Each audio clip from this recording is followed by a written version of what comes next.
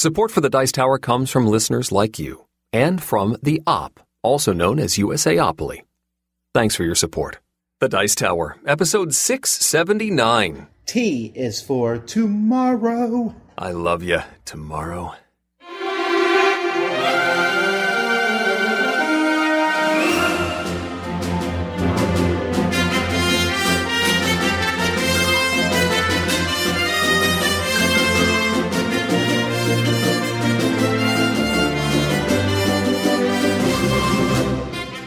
Welcome to the Dice Tower, a podcast about board games and card games, and especially the people who play them.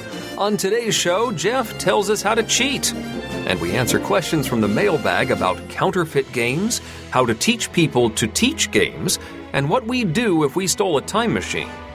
Finally, we try to totally tally our top 10 games that start with the letter T.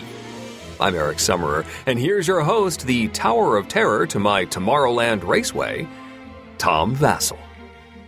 Okay, I can live with that. At least you didn't make me the World of Tomorrow. No. I feel like the Tower of Terror would be like your wrestling name. That's true. It's Tower of Terror, and I'd come out, and then I would still be somehow I would trip or something every time. It would be like an ironic name. No one would be afraid of me. Well, yeah, okay. I can get behind that. Well, folks, welcome to episode 679. I don't even know why we're numbering them at this point. Nah, we should just put a date on them. That 1,000 number. Yeah, I know. I was talking about this because they just announced the 2020 Origins Awards, which were for games that came out starting in November 2018. And that's more confusing than the Dice Tower Awards. Well, we actually have changed the Dice Tower Awards. We're now calling them the Something Annual Dice Tower Awards for that reason. I got the idea from the Oscars. That's what the Oscars do. Well, plus the Oscars happen like in, end of January? So it's pretty obvious that they're not awarding the movies that have come out so far in that year. Yeah, but they also tend to award movies that all bunched together and came out near the end of the year so that they could be buzzed about for Oscars. The whole thing's confusing to me. Sure. It's a very weird landscape, the award ceremonies and awards. I don't. I'm talking about Hollywood. I know how the board game ones work, but yeah, as long as we can have a red carpet for our awards, that's great. I have my gown picked out already. Do you? Well, you got to shop early. Yeah, a gown. Yeah, well, you just got to wear like a suit. I'm actually one of those people who I'm always confused. I'll watch a TV show and some guy will walk up and be like, "Don't mess with my $10,000 suit. Look at your cheap suit." And I'm thinking, they look the same. I'm just not good at telling good quality suits from cheap suits. And some people who watch my videos are like, we know. Yeah, but if you don't care, think of the bargains that you're finding. Well, I don't care, and I don't think anyone should care. I find it weird that we put such a high price sometimes on a name. Not necessarily even on quality. Although, the name's supposed to mean quality. I'm just not always convinced it means 30 times the quality. Like if I buy a pair of shoes, I can go to, a cheap shoe store and buy a pair of shoes. They're cheap. $10, maybe $20. Or I can buy a really good pair of shoes for $100. And you know what? I would say the really good pair of shoes is 5 times better. But I'm not going to buy a $1,000 pair of shoes because there's no way it's 100 times better. Yeah, you probably shouldn't try applying math to fashion. I'm actually applying math to economics. I'm talking about this with everything in life. But, anyhow. Where were we? We were talking about games, I think. Oh, of course we were. That's where we were all the time. It's October. So this is, Eric and I were talking about this before the show. This would have been one of our Origins preview shows. It would have been this week or next week. I mean, well, Origins. yeah, or Essen preview show. Sorry, Spiel. Yeah. Origins. I'm trying to call it Spiel because that's what they want. That is what they want. That's hard, though. Yeah, I know. The argument is that we don't call Gen Con Indianapolis. Right. But you know what? If you go to the Spiel webpage, even there, Essen is like right there in the title. But yes, they're calling it Spiel Digital, so they're doing digital Spiel, and we're going to be part of that to some degree. We're going to be doing it on our channel, on the Dice Tower channel, doing a lot of playthroughs of games. So check that out. We're just going to be playing through various games that would have been released at Essen this year. There is so many games, but I'll tell you what. Every year, we see a vast amount of games come out at Gen Con. And then we see a vast amount come at Spiel with a little bit of fading into Christmas, right? There's that. But I think this year, everything was spread out a little bit more. There was definitely not a Gen Con release stuff. There was a few games, but it was very small. Yeah. Big games came out all year round, and Kickstarters are now in full swing. Kickstarters are consistently being delivered and sent to people's homes, and they don't care about cons, right? Because they're just done when the companies are finished with, putting the game together. Yeah.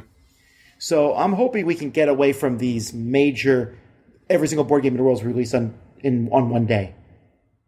How do you think this is going to affect the small publishers, though? The ones that they just have a small, single-size booth at Spiel, and they are sort of banking on a bunch of gamers being in the same room for a while, and they don't have the digital reach to try and sell their brand new release.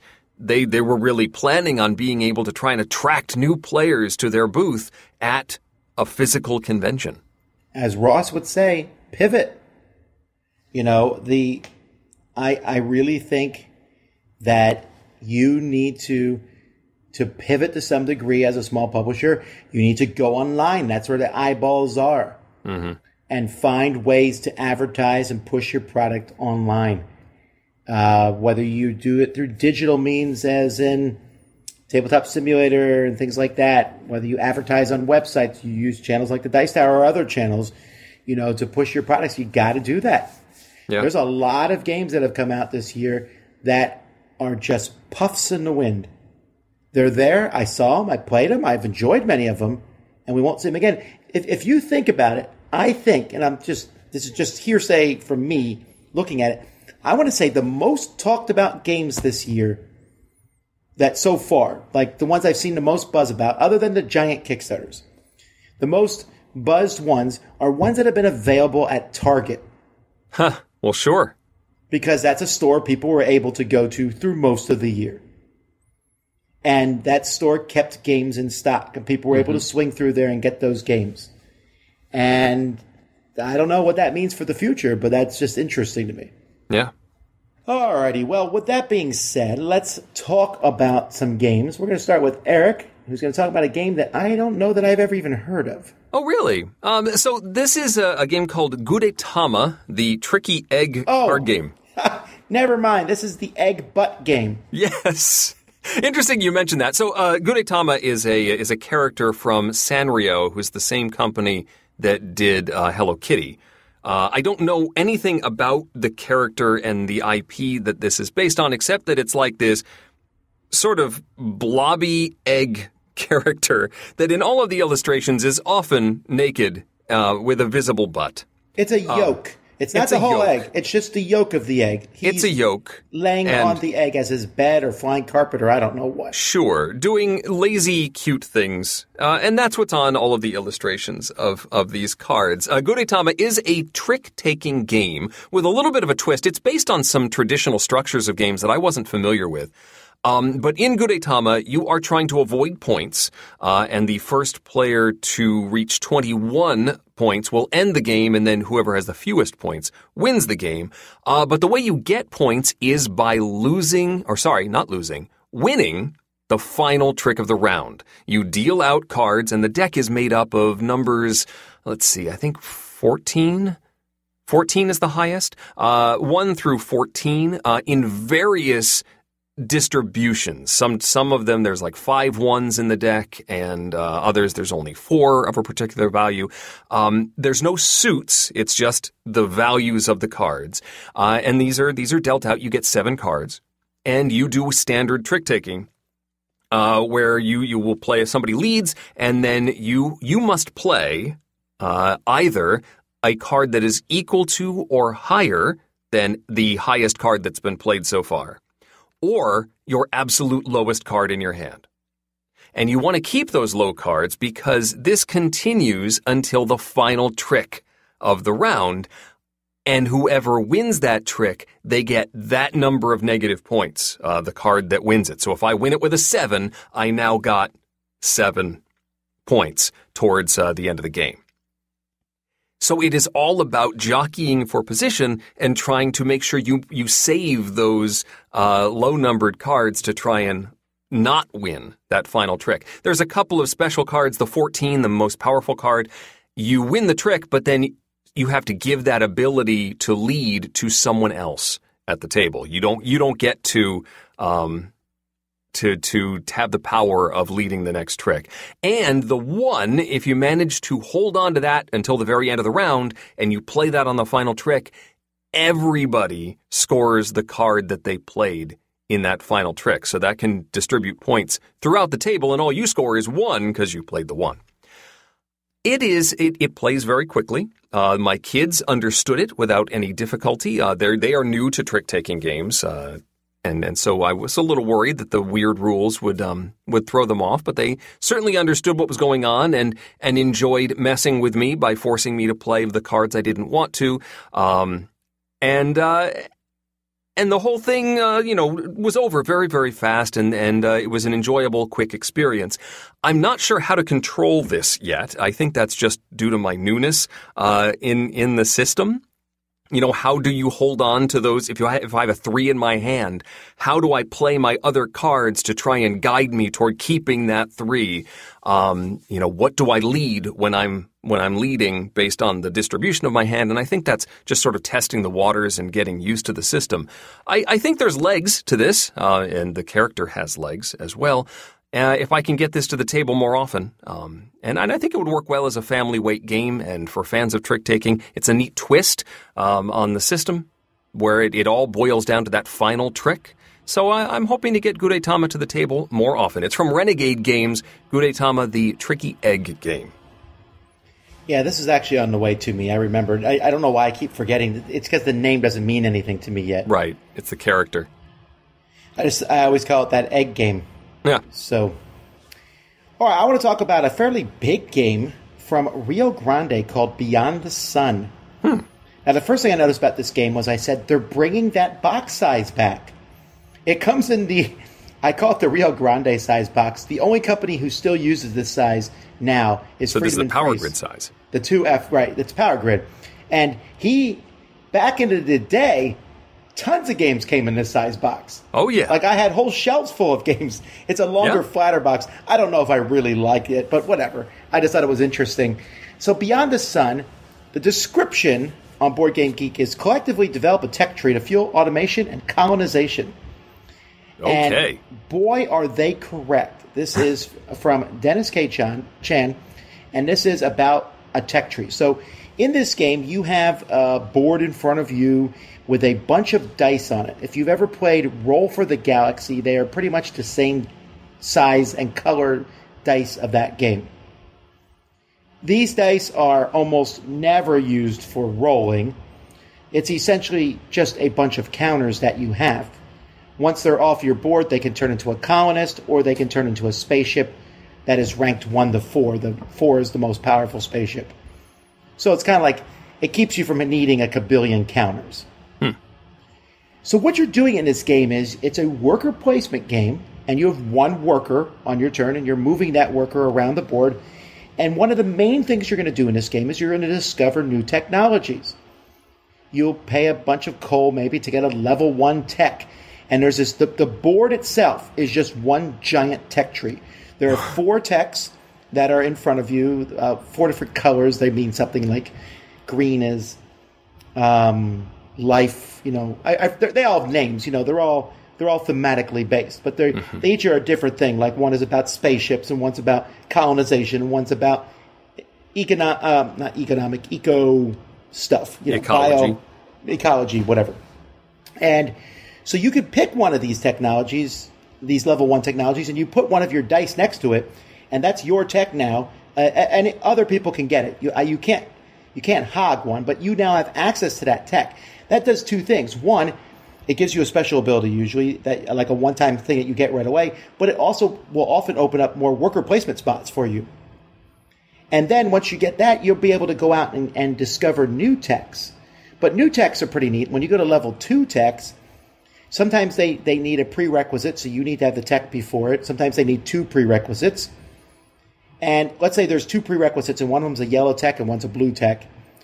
And Eric is the first person to discover a new level 2 tech. So he says, I want it to be yellow.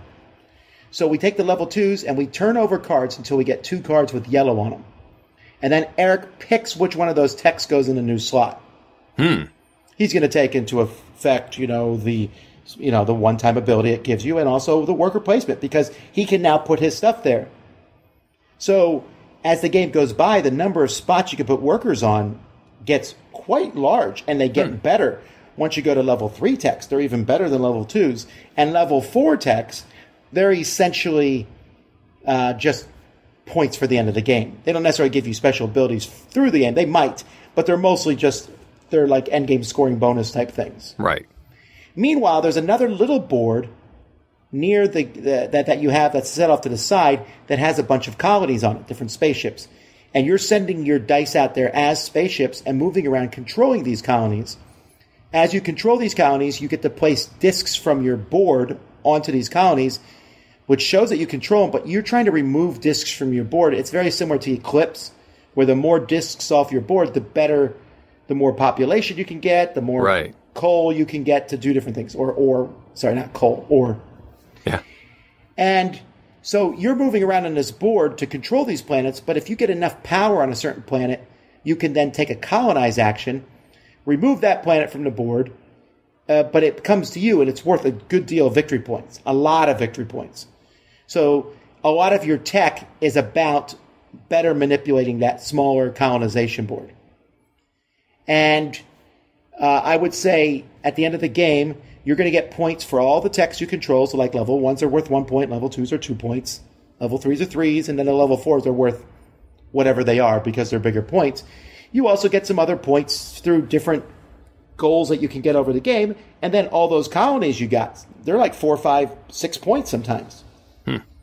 So it's kind of equal, I think, strategies, to go out and do the colonization or to just run up the tech tree or do some combination of both. I can promise you I will always run up the tech tree because I can't control myself. I want to see what new techs are. Yep. And you don't see every tech in every game. Like, I think there's 8 slots for level 2s. Let me look at the picture here. 1, 2, 3, 4, 5. There's 6 slots for level 2s, but I think there's like 20. So that every game is going to be different. I really like this. I like tech trees anyway, right? And I like that this tech tree is the focus of the game. When I play a 4X game, the technology part is almost always my favorite part. When I play Twilight Imperium, you might be destroying me because I'm sitting there going, let me build one more tech. Not defending my planet, but putting all the money into science. Yep. So this game does a good job at that. It's kind of weird because the little space board has nice artwork done by Franz Vollwinkel. Like I said, those dice are good quality. The discs are good quality. The tech board is really boring looking, though. All the tech cards are sheer white backgrounds with just text on them and spots to put your workers. I would have preferred to added a little bit more art to the cards, but maybe it would have made the board too busy too, so I don't know. It looks like a giant spreadsheet at a glance. Hooray! I think you would like this too, Eric. Okay. I think this is your style of game, because I know you like worker placement games anyway. Yep. And you like, I don't know, I just feel like it's your style. I don't know. It sounds like one I would enjoy. Maybe a little dry, but that's not necessarily a bad thing for me. Well, but the techs aren't completely devoid of theming. In Beyond the Sun, when you get a tech, whatever the tech is, like it might be robotics or something, and then that makes all my spaceships one level higher. That kind of makes sense. Or it might be terraforming something, and now I can colonize a planet for less resources. So they make sense in what they do. So I don't know that it's super dry, but it is very mechanical But sometimes that's exactly what I'm looking for. I'm just really happy with this game. It feels like a throwback to older games, but also new at the same time. So it's pretty neat. I'm not sure. I know it's coming out really soon, so that's Beyond the Sun from Rio Grande Games. Cool.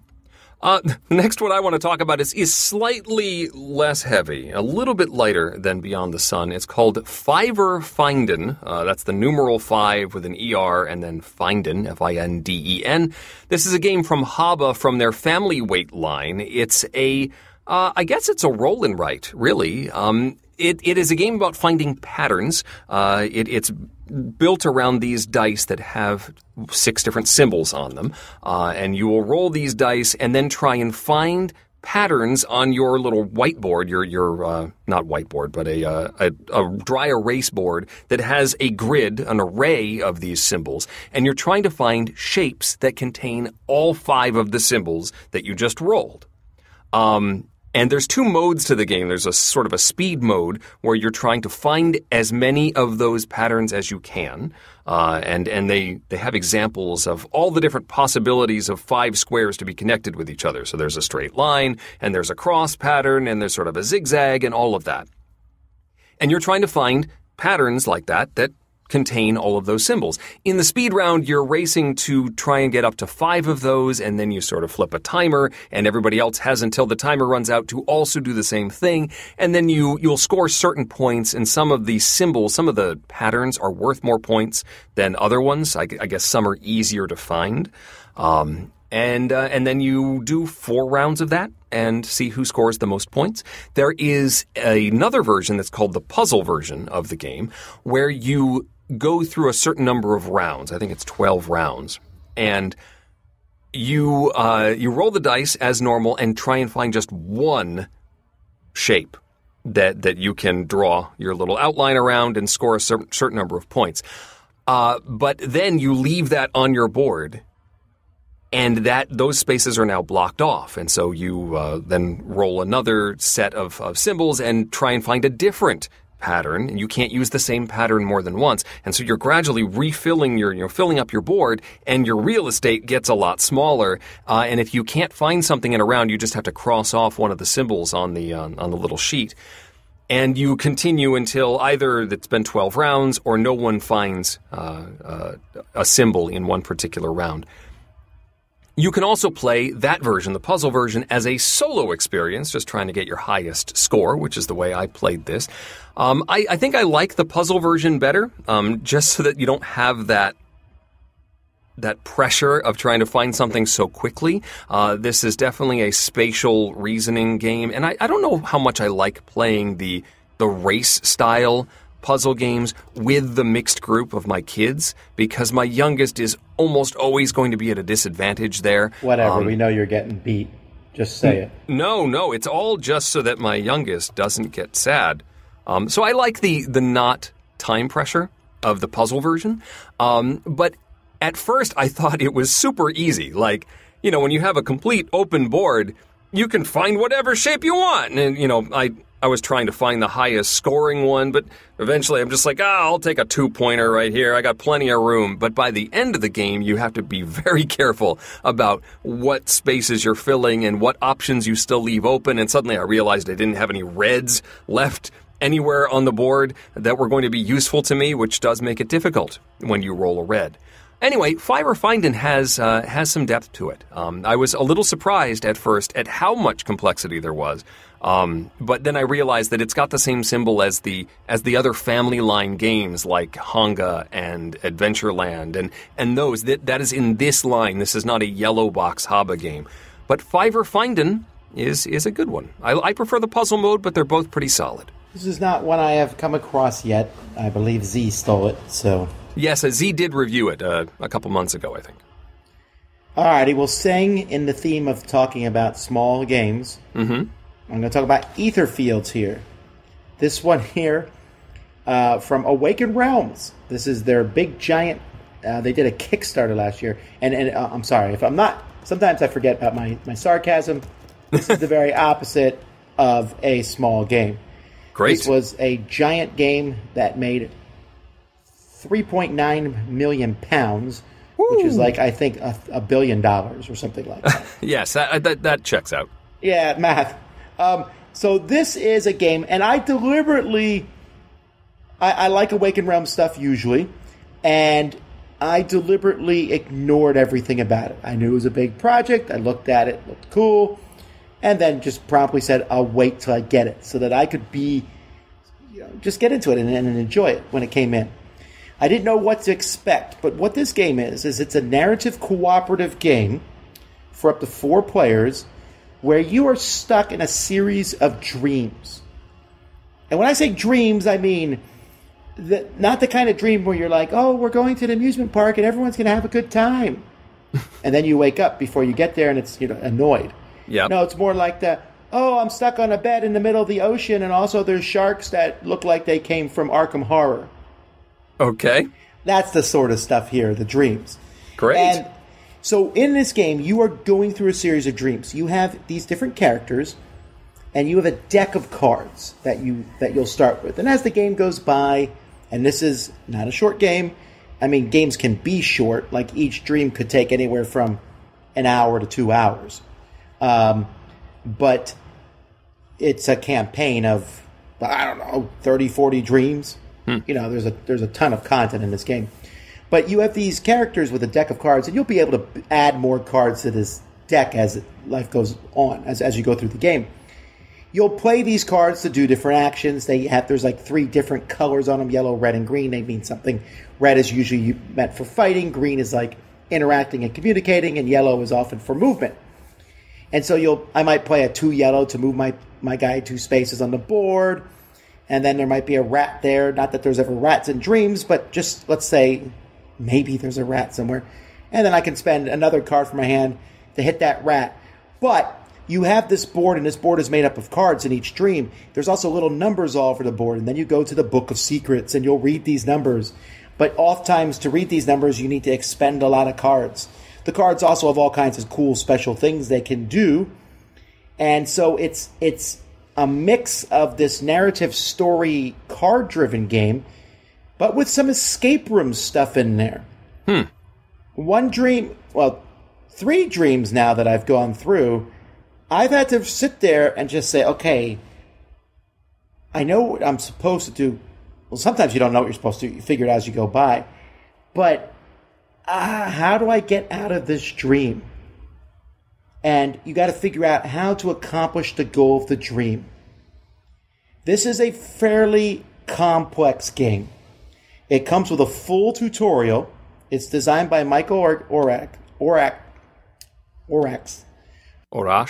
Thank you. He also designed several other games, including this War of Mine.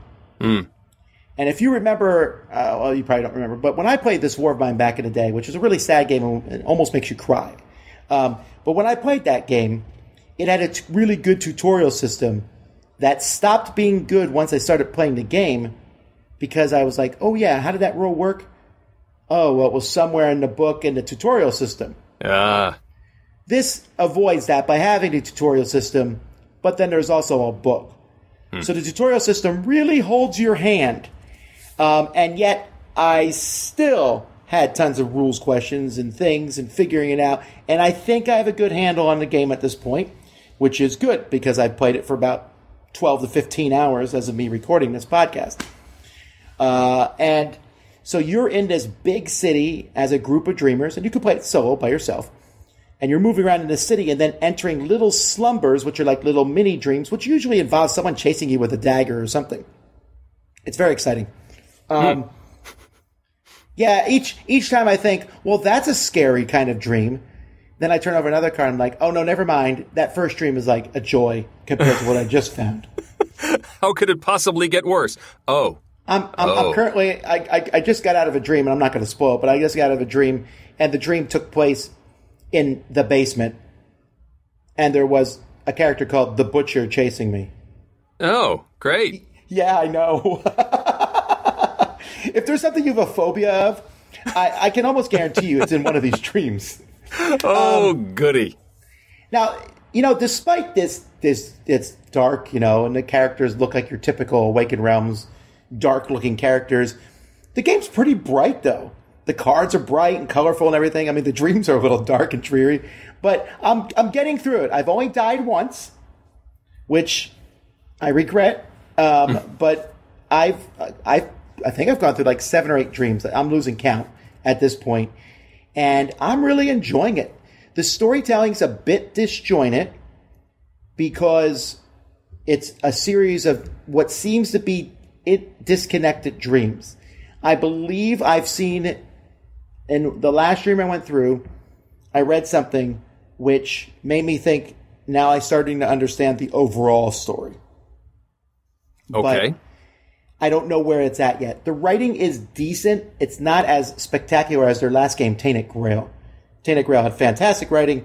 I said, well, why is it not as good? And they said, well, the Tainted Grail guy's working on the next, the Tainted Grail expansions. Oh, okay. Wow, there's so much game here. I can't even imagine how long it's going to take me to finish it. I played it with the gang for the tutorial, and then I played the rest. I've been just barreling through it myself here at home.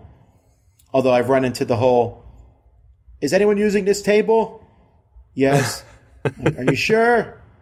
Can you just not do school tomorrow? No, we have to do school. Fine, I'll pack the game up. Because I want to leave it out. It has a save system, and you can put all the cards there and everything. And so it's not that bad, I guess, but I do want to leave it up. And I'm telling you, it's really fascinating. It has the thing that Unlock has sometimes where you're looking for stuff on the cards. Mm-hmm. There's hints as you move through the dreams, because occasionally you'll get to a thing, they'll be like, here's 4 choices. Which would you like to make? And I'm always really scared. Okay. I find a treasure chest and I'm like, do I want to open this? Not on your life. And there's a lot more in this game than what I'm saying. There's lots of rules. There's lots of cool things. The characters in the game, there's 4 characters come with the game. There's a 5th player expansion. You can play with that character too. They're very different characters. There's these weird masks you can put on that give you special abilities. It's a grandiose game. I would recommend that you watch my review, which is going up today, the same day that this podcast is going up. And to kind of get a look at it, it will give you the most minor of spoilers. But there's no way I could spoil this whole game. There's just that much material in it. Wow. I'm liking it. I like it a lot. I'm going to think about it for a while before I compare it to Tainted Grail, because there's some similarities to them. Okay. Because both of them have you go through this big, sprawling, somewhat grim, dark world of fantasy. Tainted Grail's through a dark King Arthur and his knights, and has the game itself is very different. Like the physical, how the game works. Etherfields is more about using your deck and playing cards at the right time. And every time you run through your deck, you're going to get hurt a little bit. So you want to use your cards to their maximum effort.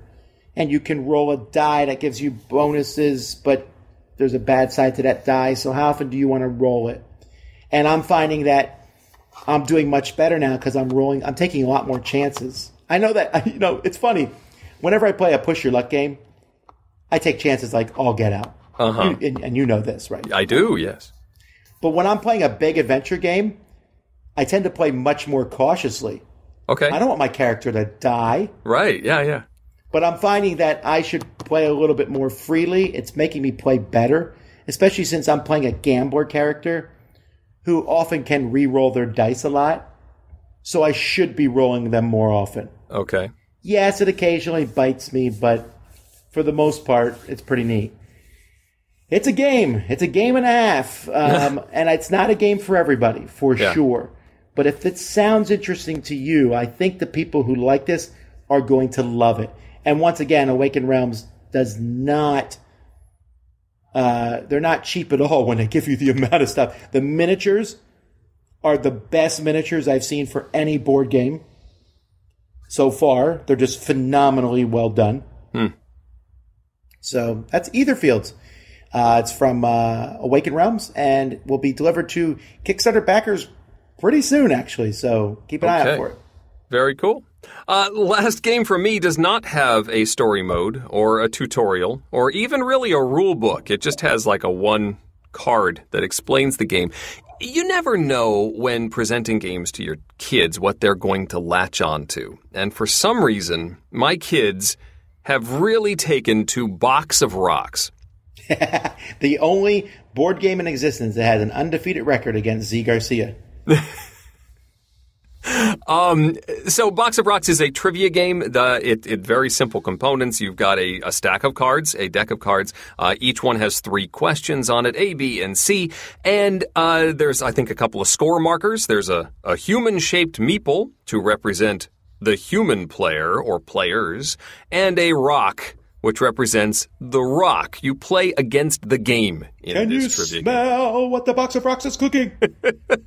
And there are some more rocks inside the box still that are sort of flat. They're not real rocks. I think they're some sort of composite material, but they have markings on them, like etchings. So a mark on one side, and then if it's on the other side, almost like a coin. If it falls on the other side, there's no mark. So you ask a question to either the group of human players or the single human player, and they will answer either 0, 1, or 2. All of the questions have an answer of 0, 1, or 2. And after the human player or players have answered, you shake the box of rocks and you open up the lid, and based on how many symbols you can see, that's what the box answers. And then you see who's right. If you're both right, you both score points, and the game only lasts to 3 points. It goes by really, really fast. And randomly, the box can win.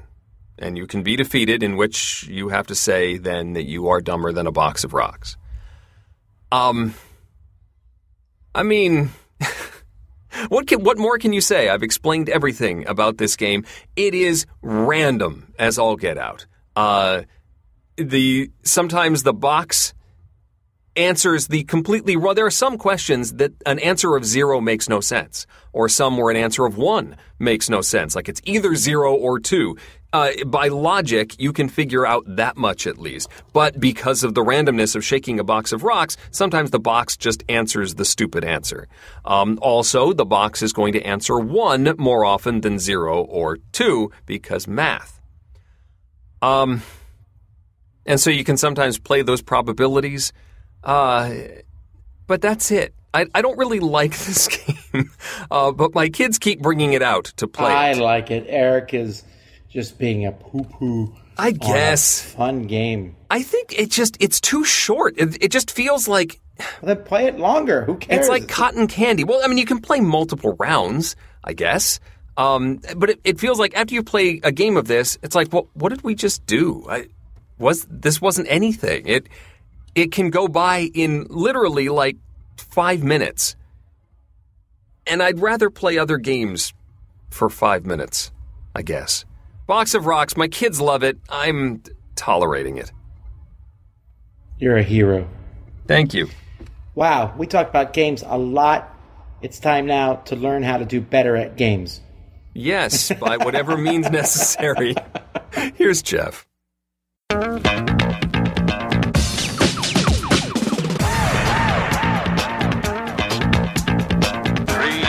2, 1, go.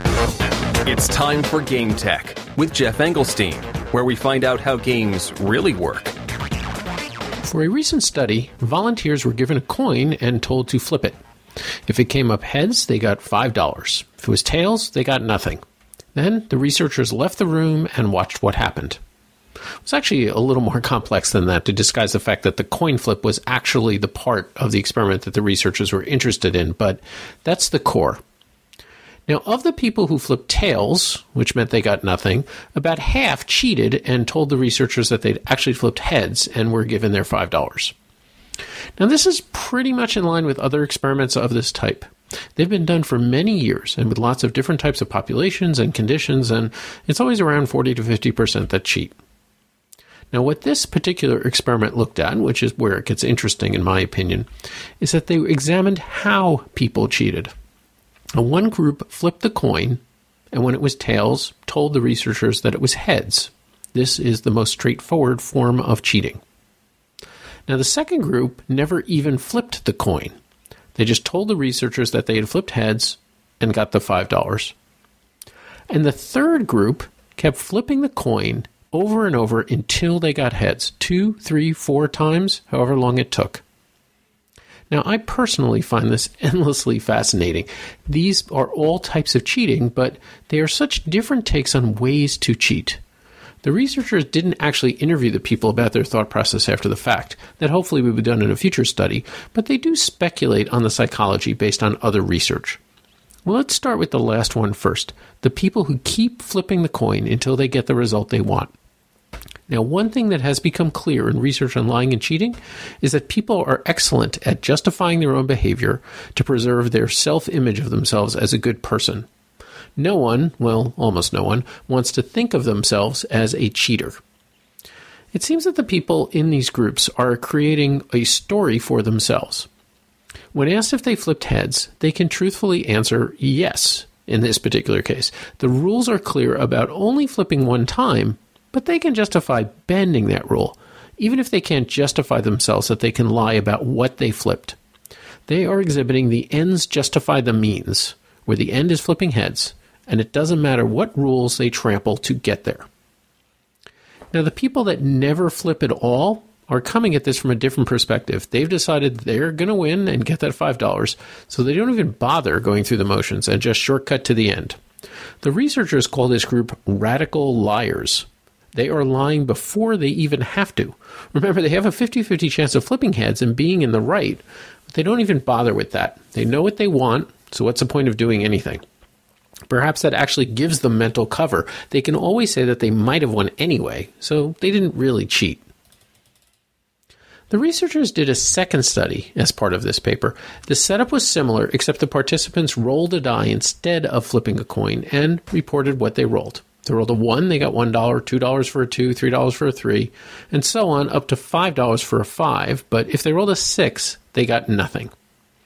A similar breakdown was seen. About half the people truthfully reported, and of the people that cheated, some gave a different number than what they rolled, some rolled multiple times, and some just said a number and never rolled at all. Interestingly, though, most people who cheated did not report that they rolled a 5, which would have given them the most money. They said they rolled a 3, or most commonly, a 4. Did these people report below the maximum to make it easier for them to think of themselves as good people? Or did they think that it would make it less likely that they would be caught cheating?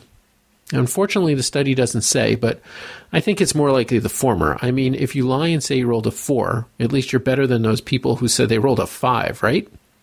So, what would you do in this situation? Is there a particular style of cheating that you think you would be more likely to commit if, like in this case, the stakes and the chances of getting in trouble are very low? Now, before I go, if you'll indulge me for a second, game tech on the Dice Tower started in 2007. And on the 10th anniversary, a few years ago, I self-published a book which compiled almost all of the segments. Somehow, that ended up on the radar of HarperCollins Australia, who re-edited it to make it more cohesive, and I was also able to include some new material. That version, with its fantastic orange cover, is finally being released to the North American market on October 27th. So, if you missed the original, or if you'd like to update to the newest version, please order it from your bookseller of choice. GameTech is spelled Gametek, by the way. Thank you for your dedicated support over the years. It means a lot to me. This is Geoff Engelstein with GameTech.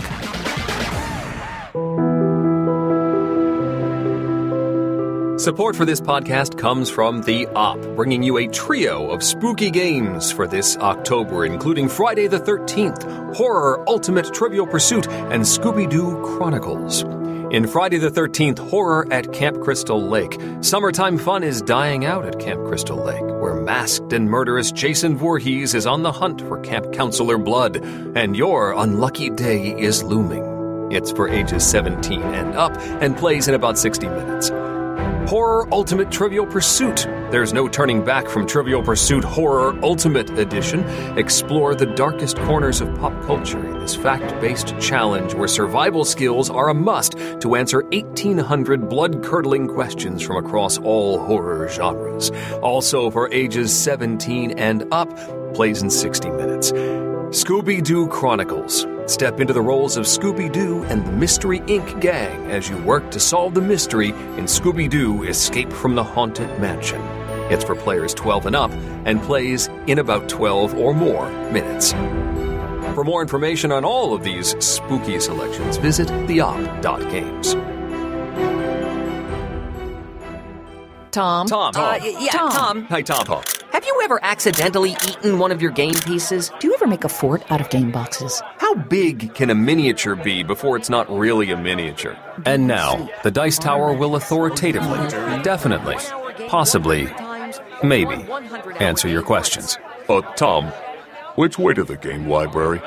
Darren says, recently, a user posted on Board Game Geek's Facebook page about his excitement of getting a good deal on a Grail game of his, Wingspan, and included a photo of his new acquisition. We're going to ignore the use of the term Grail game here as that opens up a whole other can of worms. Okay, Darren. Users responding to the post noted the box was missing a logo and might be counterfeit. This was later confirmed to be true by Jamie Stegmaier himself. A user then asked the original poster if he was going to throw out the game because it was counterfeit, with several other users agreeing this was the moral thing to do. The original poster said he was not, as he had bought the game in good faith and had no idea the game was counterfeit or that counterfeit games even existed, and felt it was unfair that he would be financially punished for the unlawfulness of the counterfeiter. I tend to agree with the OP here.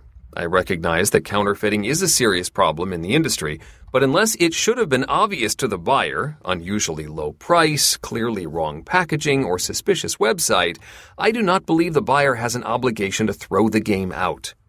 Where do you all fall on this issue? This is a really tricky one, right? It is. I really don't think there's certainly a gradient of nefariousness here. Certainly the counterfeiter is totally in the wrong. But how much does fall on the buyer? I mean, the note that this person didn't even know that counterfeit games were a thing. So I don't think they're really that much at fault. It's just, what do you do with that information now, knowing that you did not, in the purchase of this game, you did not give anything to the original publisher or to the original designer, that it went all to whoever did this counterfeit and whoever was selling it. But is it still a functional game? I would feel, if this was me, I would feel weird knowing that it was a counterfeit game. And while I may still play it for a little while, I would probably endeavor to purchase a real copy in the future. At the very least, purchasing one to give as a gift to someone. I would not knowingly seek out a counterfeit version of a game, so knowing that I had one, I would be sort of, it would be sort of skeevy. I'm like, I don't really like it. I would probably seek out a legitimate copy. But do I have to? I don't think it's quite that strong. That's really tough. I agree. I mean, I would be annoyed and I would want to throw it away out of anger. But it also depends. Like, if you can only afford a couple board games a year, it's not my fault I bought a bad one. I don't know. This is an interesting one. I think this is something you just have to weigh yourself. I would not judge you poorly if you kept it. Yeah. Yeah, that's rightful. I do judge counterfeiters very poorly. Boo to you. Yes. All. I thumb my nose at you. Alrighty, let's go to Ed's question. Why did the Dice Tower decide to add 2 new hosts at the time? This was, 2 years ago now? 3, I think. Was it more of a I need to break or we need to expand the Dice Tower? And did the Dice Tower have any concerns regarding show feedback? I love to hear behind-the-scenes decisions. Well, just to be clear, you'll never hear the behind-the-scenes decisions because that's why they're behind the scenes. No, I mean, there's a lot of stuff you talk about, a lot of stuff you go through, and you don't know what goes on in boardrooms and things everywhere. And I feel like here at Dice Tower, we're fairly open. I talk a lot about things, but there's stuff I talk about that is, I'll say, this doesn't leave this room. I say that a lot. and that's just how life is. But it wasn't because I needed a break, for sure. It was because I wanted to add more voices to board gaming. Specifically, at the time, I was thinking about women. And I was trying to think of a way to shake up the Dice Tower as a whole. Now, I'm always concerned with show feedback. I read everything people say about the Dice Tower. If you send me an email, I will always read it. I may not agree with it. I may not follow it, but I will always read it. And think about it. I read the comments on our Board Game Geek Guild and on our Facebook group about the Dice Tower. I would say I read all those, but Facebook goes by so fast and it's so easy to miss stuff there. Yeah. But I mean, I always think about show feedback. If we get massive feedback about something, say I try to do a comedy bit on my own without Eric. That's some of the strongest feedback we've gotten is when we try and be funny.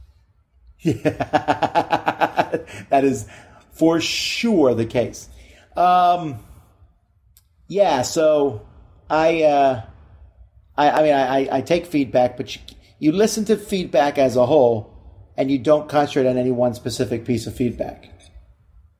It's just the way it's going to be. Mm-hmm. But yeah, I'm always thinking about new ways for the Dice Tower. You can ask Eric.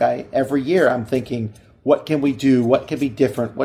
That's always on my mind, especially as we get to the switch over for a new year. I'm always thinking, what can we do? We had a meeting this year where we talked about that. Yeah, what can we do to shake things up, to keep it fresh? You don't want to just, settle into doing the same thing over and over and over again, because what's the point?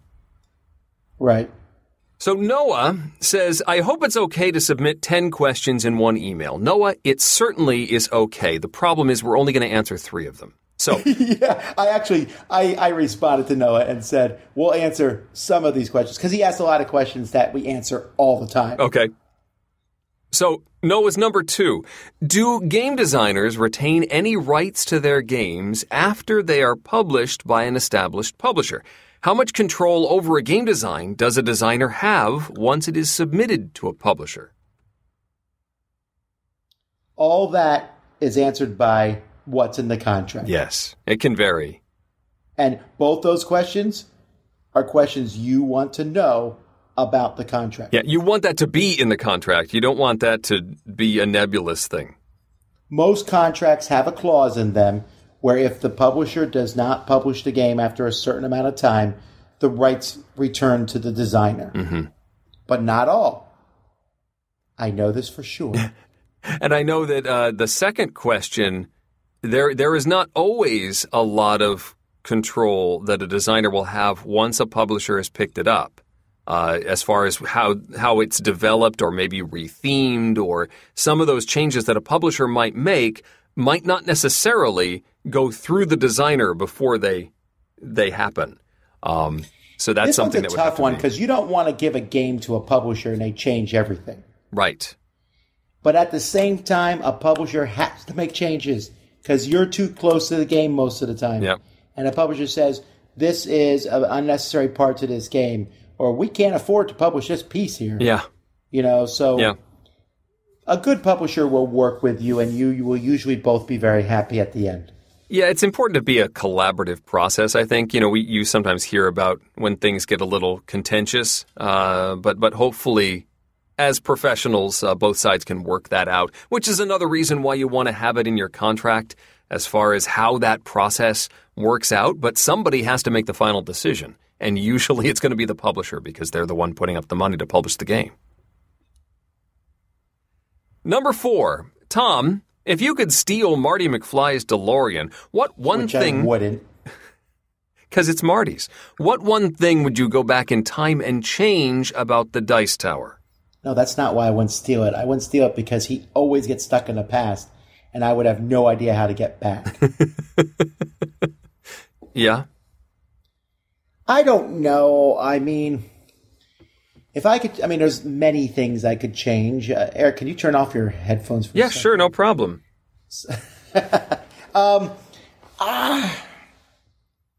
I'm really happy with where I'm at right now, so I would be hesitant to change anything, right? Because then I might not be where the Dice Tower is at this point in time. Yeah, that's true. We've definitely done dumb stuff, and it took me a while to kind of solidify the Dice Tower as the Dice Tower. I treated it as a very, very side hobby for a while. But sure. I don't know. I think that might have been a good way to start, too. Yeah. Yeah. We've tried various things that haven't always worked. I always tell people the CD thing is the one. But I mean, it wasn't like I lost money doing it. I just lost time. Right. Yeah. Would you have maybe started a convention or a cruise earlier if you had the opportunity? I don't know, because they both seemed to be the right size when we started them. Yeah. So if we had started them earlier, they might not have worked. We might not have had the momentum to do them. It's true. I think I would have stayed in Vegas for a few extra days earlier this year and partied hard at Dice Tower Con. I would have extended Dice Tower West like an extra 3 days. That might have been a good idea. Would have enjoyed that. I was like, yay, I'm going home. I got to get ready for the rest of this convention season. Had I known, I would have been like, I'll stay another week. Yeah. I know that's not what you want to hear. You want to hear some deep secret type thing. But, people ask me this all the time about my life. Like, what would you go back and change my life? I've definitely in my life made stupid, dumb decisions that I would hopefully not make again if I went back. But I don't know if I'd stop myself from making those, because you also learn from that stuff. And I don't want my life to change from where it's at right now.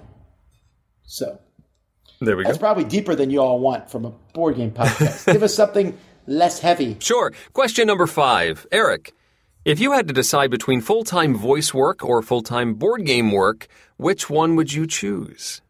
Well, I think he actually has that. He has that opportunity. I kind of. I feel like if I came knocking on Tom's door that he might give me stuff to do, but no, I think my current career of full-time voiceover stuff, I love my job as an audiobook narrator. I really find it creatively stimulating and a lovely job, and I would not want to give that up, having built that career. Even though I would have a blast doing full-time board game work. I like it. I like the board game work being a part-time thing because I can still keep it as a hobby. I know, Tom, you must struggle on occasion with board games as work versus board games as fun time.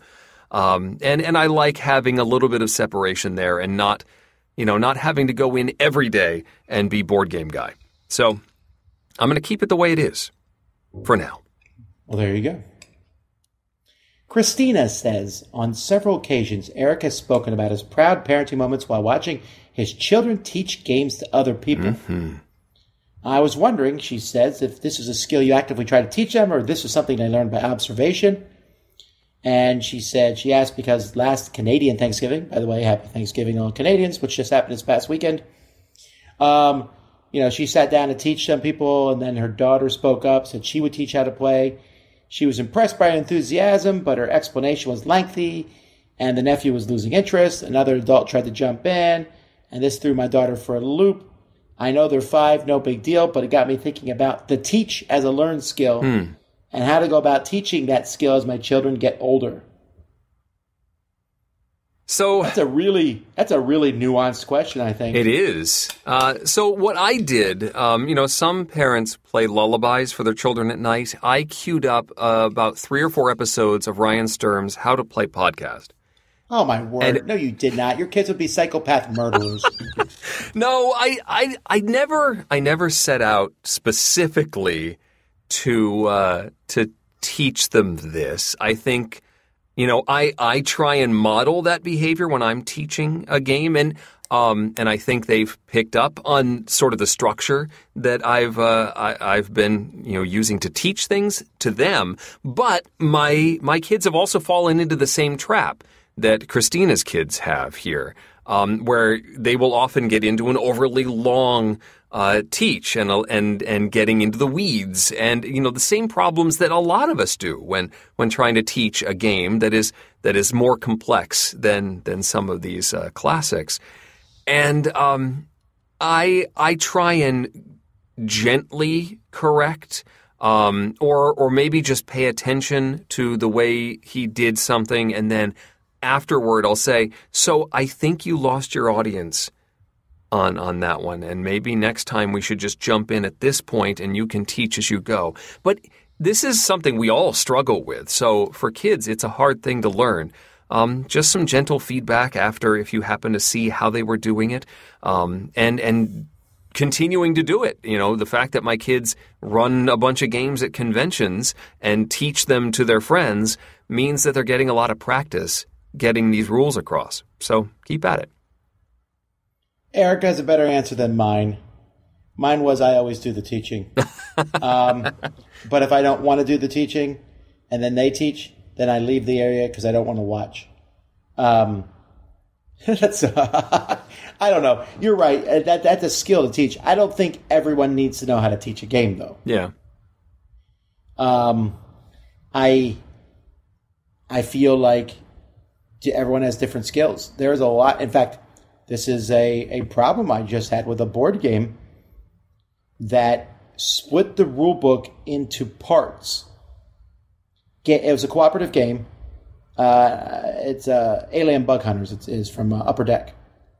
And they give the rule book to all the players. Each player has 1/4 of the rule book. Oh, boy. I hate that. Whoa. Because not everyone's good at explaining games. It's a really problematic thing.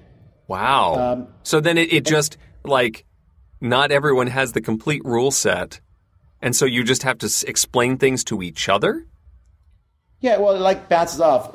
Okay, this is what your job is. You do this. But it's not like it's your job. It's like you turn over the cards and reveal them, and this is how the aliens move, and this is what people need to do. And it just jumps from rulebook to rulebook. I found that very, very annoying. Oh, weird. Like as one of the most annoying things I've done in a long time. So I actually emailed them and asked if they had a full rulebook, and lo and behold, there is such a thing. So there's that. But again, I don't begrudge that some people are not as good at teaching games. Just like if you ask me to explain how a car works, I press the button. I make sure there's enough gas in it. I don't know much more than that. Yeah. Not everyone has the same gifts and talents. Now, yes, you can learn these things. You could learn to be a good rules teacher. No matter who you are, even if it's not a gift you have, you could learn to do it. I think anyone can learn to teach. And I think teaching is not a bad thing, especially if you're going to be some sort of teacher. So I actually said a whole lot more about this than I meant to. Eric's answer was better. Eric's answer was better. Well, this next question from Jonah is also about teaching games. This question arose when I played The Quacks of Quedlinburg for the first time a few weeks ago, and I'd like to hear your opinion. I bought the game and played it during my holidays with a group of non-gamers. Since none of us knew the game, I read the rules and we learned as we went along. I think it's fair to say that we needed the first game to grasp all the rules and details. The next day, I taught the game to my dad, and since I didn't want to overwhelm him with all the rules at once, we played a kind of tutorial where I introduced the rules step by step. For example, after the first round, I explained to him 3 of the 7 ingredients he could buy. I introduced the flask in round 2 and the rat in round 3, and so on and so forth. This gave him a lot flatter learning curve, and I think made the introduction in this game a lot easier for him. Which leads me to my question. Why do you think board games mostly don't offer a kind of tutorial like video games do? I know that some games try to do this, like Freedom and Freeze's Fast Forward games, which don't come with a rulebook at all, or Eon's End, that gives you a selected set of cards for your first playthrough. But overall, one is obligated to read all the rules before playing the game. This seems to be kind of strange to me, that a medium like video games, where the player does not need to watch and monitor the following of the rules or even know all the rules, have tutorials in literally every games, and board games do not. I also recently watched your top 10 enemies of gaming, and 2 of you 3 mentioned rules or bad rule books. Do you think publishers should make a greater effort to implement something like this into their games? Do you know other examples where games really lead the player through the first session? Well, I just talked about the tutorial in Etherfields, actually, and in Awakened Realms, their first game, which was This War of Mine. Here's the thing. The most complicated video games, you don't need to look at a rulebook to play them, usually. Mm-hmm. Like, let's say, I think we can all argue that Microsoft Flight Simulator is a pretty complicated game, right? Sure. But you could just fly the plane. You might crash a lot, but you could fly the plane. Yep. Be like, look what I'm doing. You could figure things out. So a video game has a tutorial because it's really easy to do. Puts it in the game. Most video games these days don't even come with rule books. Correct. I still remember the first time I got a computer game. It didn't have a rule book, and I was like, ooh. Where's my manual? Ooh, because I always would read the manual of a computer game. Yeah. But they were always really small. I can't remember ever reading a manual for a computer game that was that. I mean, there's a few, but that was very long. Yeah. And once you go through a tutorial for a video game, you know how to play the game. I don't pick up my video games that I'm playing, even ones that I'm playing 15 years later, and go, oh, I don't remember how to shoot. I just press the buttons, and I'm like, oh yeah, that's the shoot button. Yep. This is the other button. It's just a different thing. Tutorials in board games work for bigger board games, but for these smaller ones, they would have to add in an extra rule book. They would have to have a tutorial rule book. Yep. And then a real rule book, because you need to check on rules in games. So some games do this. Some games have like a Fantasy Flight does this with all their games now. They have a quick start rule book. Yep. And then they have their index book, and you go to that to look up rules. I like that concept a lot, but that's not a cheap thing to do either. Yeah, it also, if you're going to do, Crossmaster Arena does this. I think a number of Vlada Vassell's games do that as well, where there's sort of for your first game, let's work our way through this. And it can certainly work, but it often, I've had the reaction, like, I don't want to play 6 games to learn this game. Tell me the rules to the game. I don't want to have to do, because then you play the first game and it's not really the game because you haven't learned the game.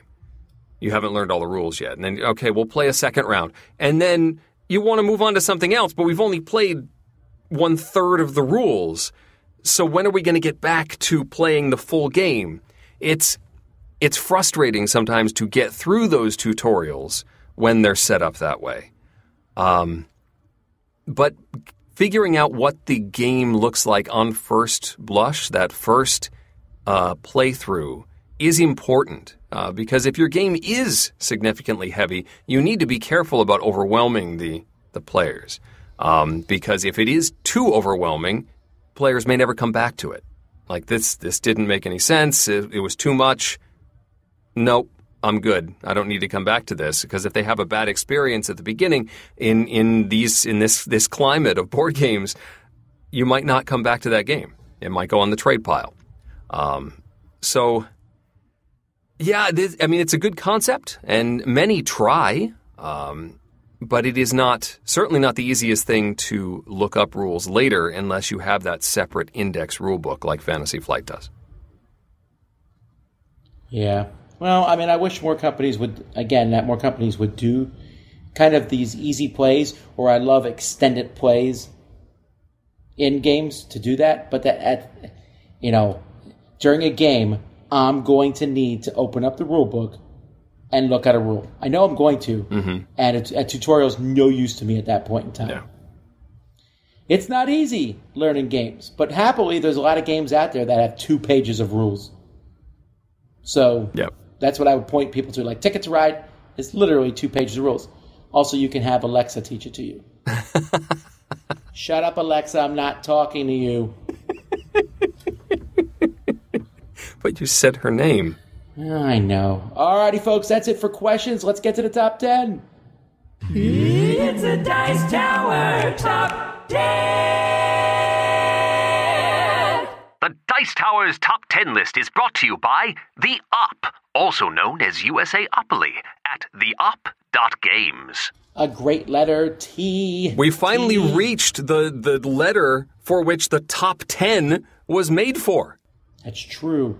We've also reached the last easy letter. Yeah, it's all danger from here on out. UVWXYZ, baby. Actually, W and Y might not be so bad, but have fun with that Z and X one. Yeah, good times. I like to clarify that I have deliberately and through the entirety of making these lists not used games that started with the word the. So you will not hear that here.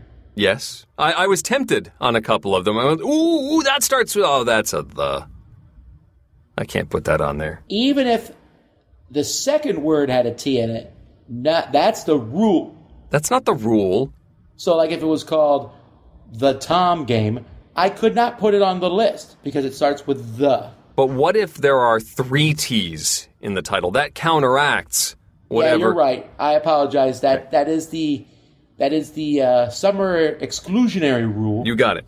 That was invented in October 20. Yeah,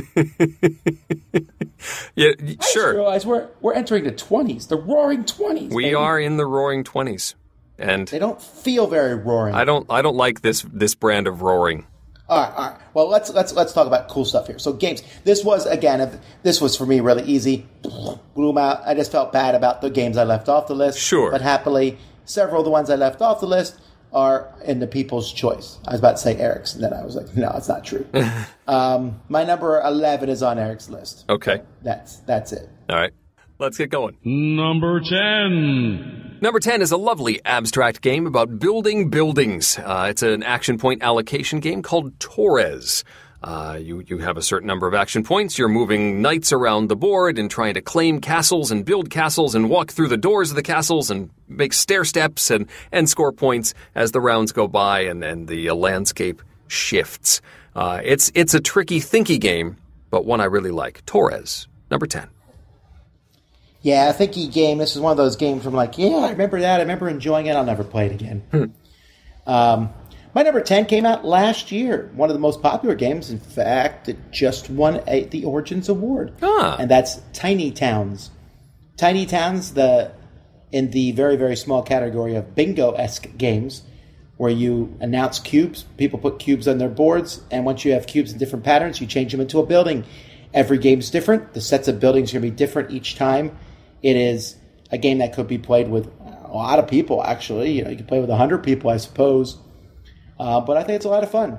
That's Tiny Towns from AEG.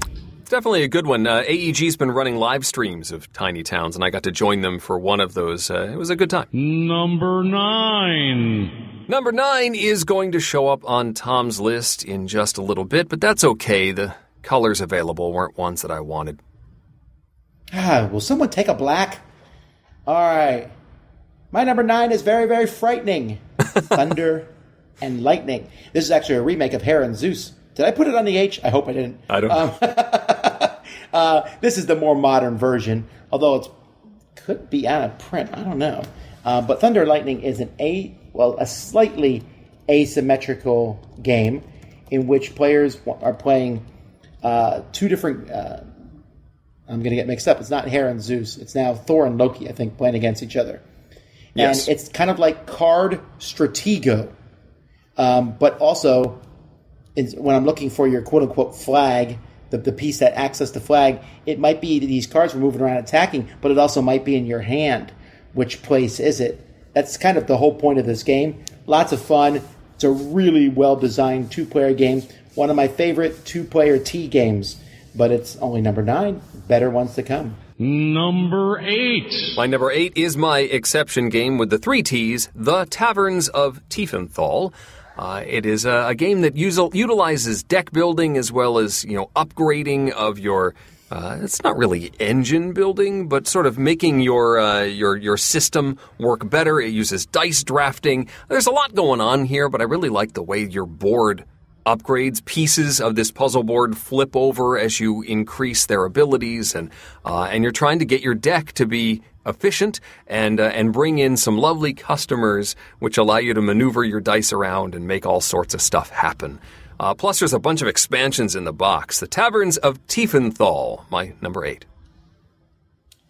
My number 8 is Targi. This is an amazing 2-player worker placement game that just had an expansion come out years later. But the original game is still fun. Every time I play Targi, I think, wow, what a fantastic 2-player game. I'm just so excited about it. Each time I play it, you should, if you like 2-player games at all, and if you like worker placement and resources, it's a phenomenal game. So that's my number 8, Targi. This is one I've never played, and it's constantly comes up on people's favorite lists. I really need to give it a whirl. The same thing happened to me. I was behind on this one, and I was like, all right, fine, I'll play it to see what the fuss is over. I was converted, and now I'm trying to get you. Join the cult. Join the cult. Interesting. Also, I get 5%, for each person. Number 7. Number 7 is sort of a crossover between Tom and myself. It is Thunderstone, one of the earliest deck-building systems, an adventure, dungeon crawling, and you have upgrading of characters and fighting of monsters and acquiring all sorts of cool equipment to put in your deck. I'm speaking specifically of the Thunderstone Advance system, which was that was the second iteration of the system. I thought they made a lot of improvements there, and it's a fun adventure. Thunderstone for me, and then Tom, you picked Thunderstone Quest. Yeah. Here's the thing: Thunderstone to Thunderstone Advance was minor changes for the most part, and the way you know that is you could actually use cards from Thunderstone in Thunderstone Advance. Yes. Thunderstone Quest was a much bigger change. The base game was still there, but it took it more into the dungeon crawl aspect. I just love Thunderstone Quest. Epic Thunderstone Quest, but that would have to go under E. No, the variant of Thunderstone Quest I like to play. It's just, when Thunderstone first came out, it was often compared to Dominion. Thunderstone Quest is never compared to Dominion. Right. They're very different games at this point. I would have put Thunderstone on my list, but I played the newest version and I like it. I would love to try Quest, but it scares me. That is such a huge box. I've been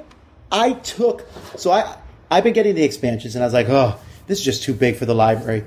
There's too many cards. I'm going to pare it down for the Epic Thunder Quest. I'm just going to put in some of the cards. That's all you need. You don't use all the cards.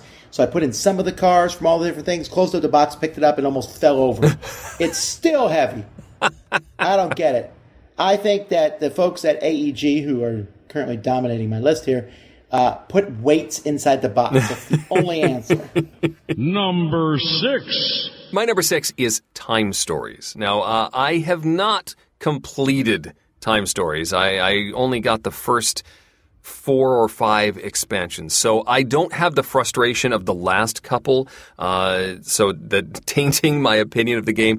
For me, Time Stories is a lovely example, early example of these mystery games, or escape style games where you're discovering things about the scenario and working your way through different locations. And I love the panoramic nature of a location when you walk into a room and you get like 4 or 5 cards that represent the visual array that you've got, and you figure out who to talk to and what to look at, and the exploration and the puzzle solving of at least the early expansions of Time Stories is fascinating to me, and I'll enjoy those. And I know I'm going to stay away from the later ones. Anyway, Time Stories, number 6. This saddens me. I think this was the number 1 last time I did this list, and it's not even on my list now. Wow. That's how annoyed those last ones made me at it. I just need to forget that there's a metagame at all and just enjoy the scenarios I have. I actually refused, not like I refused, I just declined to review the newest version of it. So the new blue box? Well, I played the first one, and I still didn't like it. It didn't fix the problems I had with the game. So I was like, okay, I'm done with the system. Yeah. It might be good, but... Brian Jake will be reviewing it on our channel, so go see what he says. Okay. All right, my number 6 is Twilight Struggle, the game about the Cold War. And some people are going to be really mad at me. They'll be like, that's too low. Clearly number 1. Yes, this reminds... I'm always remember Alan Moon emailing me in January about this game and saying, definitely game of the year. And I said, Alan, it's like the second week of January.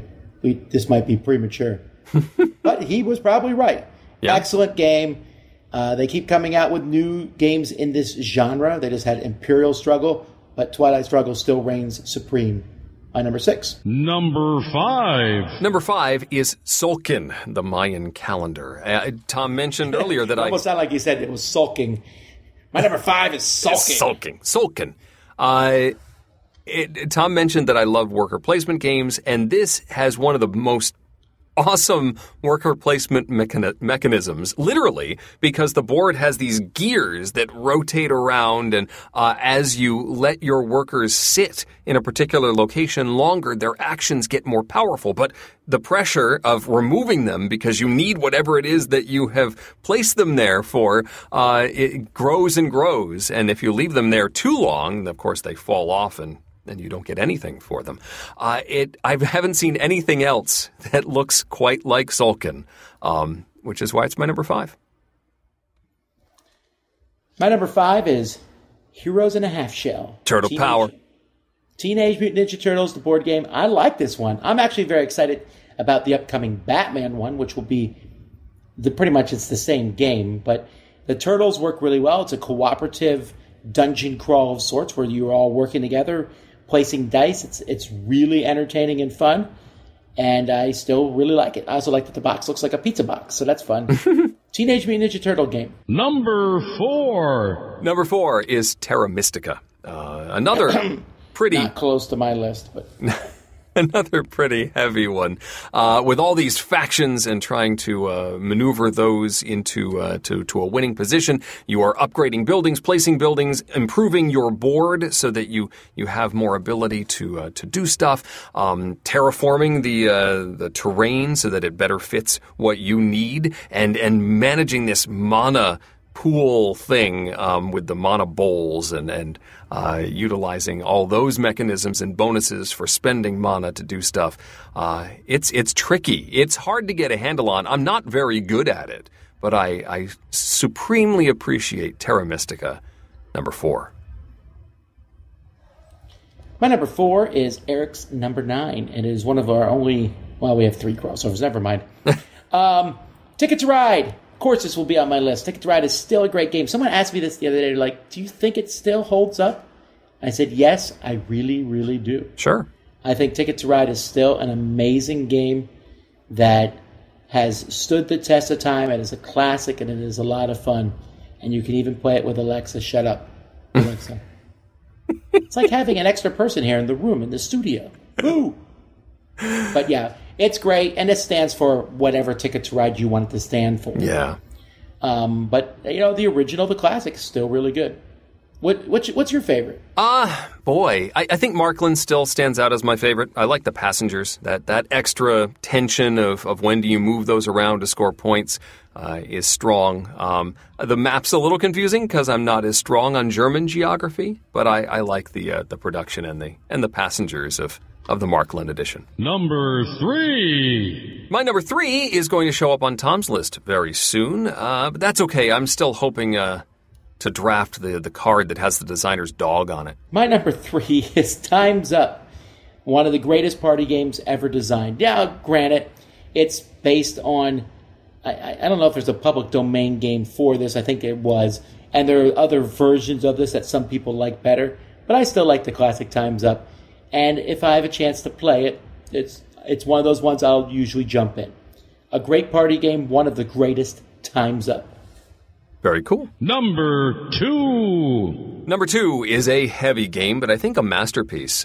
Through the Ages, Vladavatel's civilization game where you're guiding a civ through technological advances and drafting these cards. And I love the way the resource system works in Through the Ages, where you've got little tokens that represent, your coal or your whatever resources you may be gaining throughout the course of the game. But then you'll draft better versions of the farms. There's food or mines, and those things can get better if you spend the resources to get those cards. And now one token is now worth more, and it is thinky, it is heavy, you can get smacked down by a military if you're not careful, but it is a rewarding game to get through, and one of my favorites. Number 2, Through the Ages.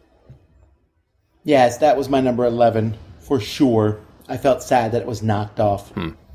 My number 2 is Eric's number 3, and this really, really was close to being my number 1, and that's Terraforming Mars.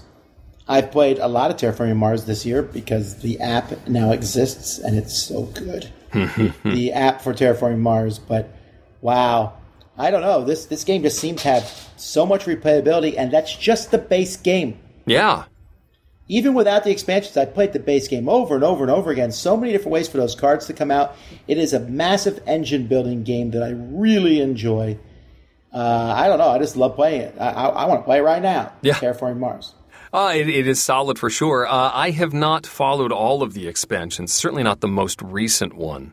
But I don't need it. There's so much there in the base box. I think maybe that first expansion that adds some more of the companies into the mix.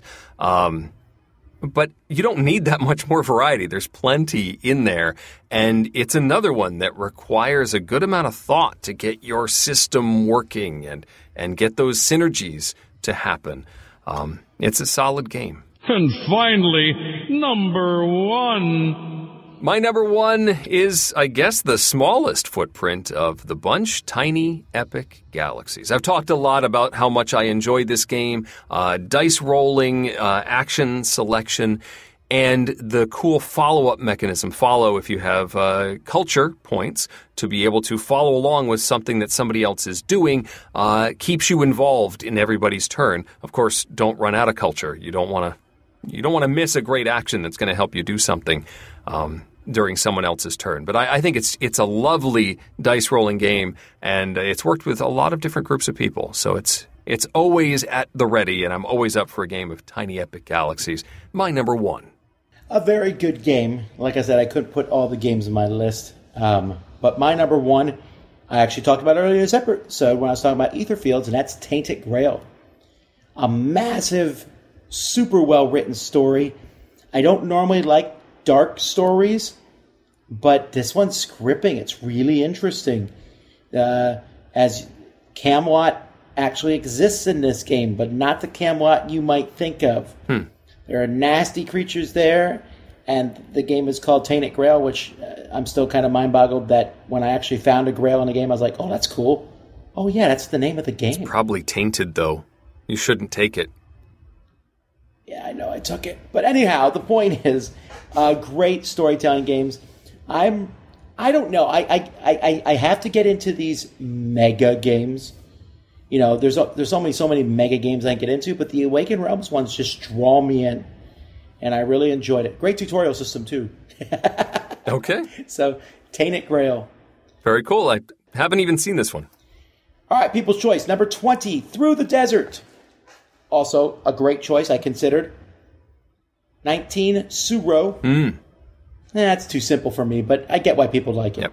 18, Too Many Bones. Yeah, that made my short list. That's good. 17, Thunderstone Quest. 16, Tiny Epic Galaxies. 15, Tapestry. I actually thought Tapestry might be higher, but there is a lot of good T games. 4, Twa.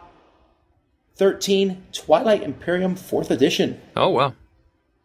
Yeah, well, actually, again, that one gets a lot of buzz with the new expansion coming out. You know, I can see it being a bigger deal. Yep. 12, Tokaido. That's a good game. 11, Trajan. So many good T games. Yeah. People are sitting right now like, everyone I'm saying, they're like, why was that your top 10? 10, Takinoko. 9, Terra Mystica. 8, Tiny Towns. 7, Twilight Struggle. 6, Zulkin. 5, Telestrations. 4, this was my number 12, by the way. 3, Targi. You just skipped over it. Teotihuacan, you mean? Yes, that's what I was going to say. Thank you. I don't have to say it now. 3, Targi. 2, Terraforming Mars. And 1, Ticket to Ride. Actually, I was surprised Ticket to Ride won. I thought Terraforming Mars would. It's that popular. I was surprised Ticket to Ride wasn't closer to number 1. I mean, it was, what, your number 4? But I was expecting it to be number 1 for you. Oh, were you? Yeah. But I still guess, really like it, but it's any given day. Right. Ticket to Ride, time's up. But Terraforming Mars, and Tainted Grail may drop for me over time, because I don't know that once I finish it, I don't know that I'll keep going back to it. Yeah. So it may fade out like other big games. Like Twilight Imperium's not on my list either. that just kind of faded out for me. I really liked it, and I'm actually planning to play it soon to test out the new expansion, but I don't know. You know, your tastes change as time goes by. Sure. I don't know that I would say a game's bad. The biggest change for me is obviously Time Stories. That just off the list. Yeah. I don't hate the game, but I'm really unhappy with it. Yeah. But most of the time, it's just like, oh, I like that. I just like these other stuff better right now. Mm-hmm. And that's it for another episode, folks. Oof. Alrighty. Well, join us next week, Mandy and Suzanne. And we'll be back after that. We're just going to keep going. We're getting close to the end of the year. Tons of new games. I got a list of games on my wall at home that I need to check out. And I got piles of games. There's so many games. We're not even talking about all of them here on the show. We only talk about a couple. But you can check our YouTube channel out where there is many, many, many, many more talked about all the time. True. So, and at some point, it's going to happen on our YouTube channel. You're going to see Eric's top 100 of all time. I am. I've actually literally been working on it today. I've been filming stuff, and soon, very, very soon. I'm so excited. All right, well, we're looking forward to that. So, anyway, until next time, I'm Tom Vassell. I'm Eric Summerer.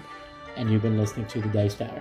Thanks for listening. Promotional consideration has been provided by game publishers in the form of review copies of games. This episode, number 679, was recorded on October 8th, 2020. Mandy, Tom, and Suzanne join you next week, and in 2 weeks, Tom and I hunt down our top 10 one-hit wonder games.